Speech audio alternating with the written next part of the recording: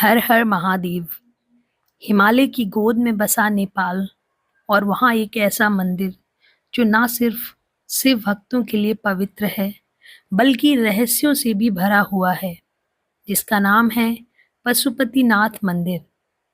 यह एक ऐसा मंदिर है जहाँ मृत्यु को भी मोक्ष का द्वार माना जाता है और जहाँ आज भी कुछ सवालों के जवाब कोई वैज्ञानिक नहीं दे पाया है।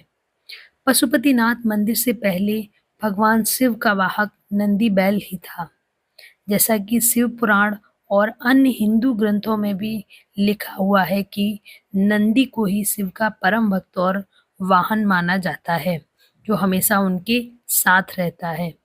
मंदिर की स्थापना से जुड़ी कथाएं नंदी और अन्य पशुओं के माध्यम से शिव की महिमा को दर्शाती हैं। कहा जाता है कि भगवान शिव और देवी पार्वती ने बागमती नदी के किनारे जंगलों में हिरण का रूप धारण किया। इस क्षेत्र की शांति और सुंदरता ने उनको मोहित कर लिया। वे हिरण का रूप धारण करके यहाँ पर विचरण करने लगे।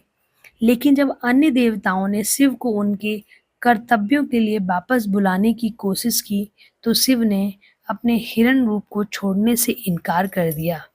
देवताओं ने जब उनके सींग पकड़े तो वह टूट गए और यह टूटा हुआ सींग पशुपतिनाथ में पहला शिवलिंग बना।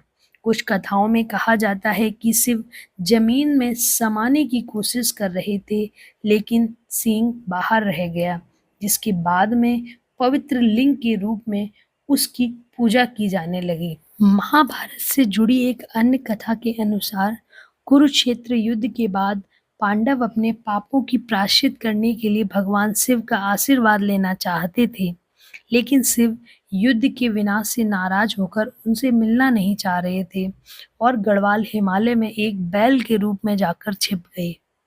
भीम ने उन्हें बैल रूप में पहचाना और पकड़ने की कोशिश की, लेकिन शिव जमीन में समा गए। उनके शरीर के विभिन्न हिस्से अलग अलग स्थानों पर प्रकट हुए और उनका सिर काठमांडू में पशुपतिनाथ के रूप में शिवलिंग के रूप में उभरा। इस तरह यह पवित्र तीर्थ स्थल बन गया और मंदिर की स्थापना हुई। कहते हैं इस मंदिर के गर्भगृह में जो शिवलिंग है वो स्वयं प्रकट हुई थी। लेकिन सबसे चौंकाने वाली बात यह है कि इस शिवलिंग को अब तक कोई भी इंसान पूरी तरह नहीं देख पाया है। हर एक दिशा में मुख होने के बावजूद जब भी कोई इसे देखने की कोशिश करता है तो उसकी दृष्टि भ्रमित हो जाती है।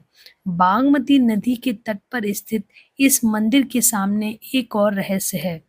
यहाँ स्थित है वो शमशान घाट, जहाँ माना जाता है जो यहाँ अंतिम संस्कार पाता है उसे अगला जन्म नहीं मिलता।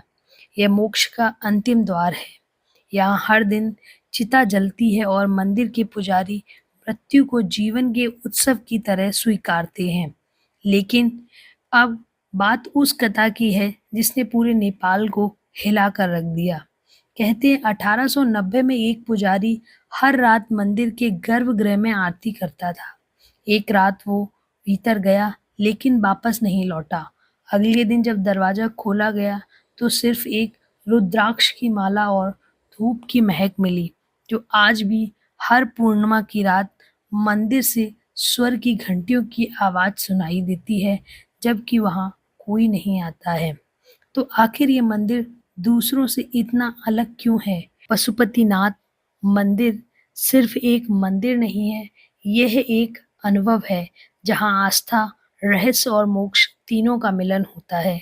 शिव के इस रूप में छिपा है वो रहस्य जो शायद इंसान कभी नहीं जान पाएगा। क्या आप कभी पशुपतिनाथ के गर्भगृह की रहस्यमयी शक्तियों को महसूस करना चाहते हैं? अगर हाँ, तो एक बार पशुपतिनाथ मंदिर में जाएं और वहाँ के गर्भगृह की रहस्यमयी शक्तियों को जरूर महसूस करें। लाइक, शेयर, सब्सक्राइब और कमेंट में बताएं आपका अगला रहस्य कौन सा है। हम इसी तरह के रहस्य आपके सामने लाते रहेंगे। Thank you.